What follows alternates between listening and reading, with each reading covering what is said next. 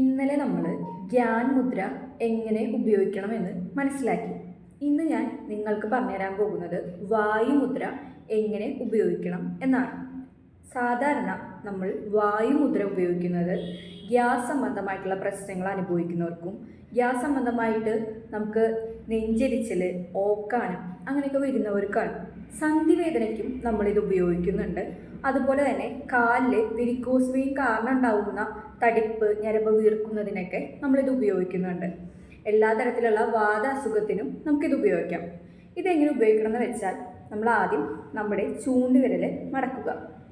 അതിൻ്റെ മുകളിലേക്കായി നമ്മുടെ തള്ളവിരൽ ഇങ്ങനെ അമർത്തി പിടിക്കുകയാണ് ചെയ്യേണ്ടത്.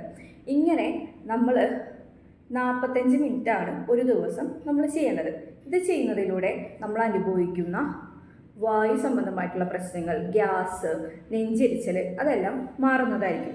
ഇതുകൂടാതെ നമ്മുടെ ശരീരത്തിലുള്ള ബ്ലഡ് സർക്കുലേഷൻ കൂട്ടാൻ വായുമുദ്ര സഹായിക്കുന്നുണ്ട്. അപ്പോൾ ഒന്ന് ചെയ്തു നോക്കൂ. Thank you so much.